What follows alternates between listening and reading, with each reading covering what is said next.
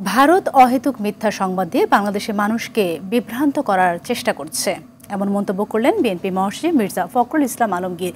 ভারত অতীতে বাংলাদেশের জনগণের সঙ্গে যে ভুল করেছে সেটাকে তারা কাটিয়ে ওঠার চেষ্টা করবে, পাশাপাশি বর্তমানে যে কার্যকলাপ করেছে তা বন্ধ করবে বলেও আশা করেন বিএনপি মহাসচিব।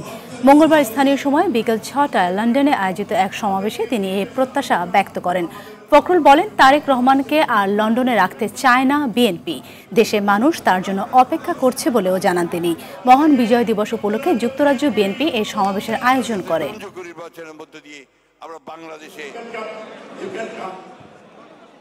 আমরা ভারতের কাছে সবসময় প্রত্যাশা করি যে ভারত বাংলাদেশের মানুষের পাশে দাঁড়াবে, যে ভারত তার যে অতীতে এই যে ভুল করেছে এবং বাংলাদেশের মানুষের সঙ্গে যে বিচ্ছিন্নতা সৃষ্টি করেছে এটাকে তারা কাটিয়ে ওঠার চেষ্টা করবে এবং তাদের এখন যে কার্যকলাপ যারা বাংলাদেশের বিরুদ্ধে করছে সেই কার্যকলাপগুলোকে তারা বন্ধ করবে।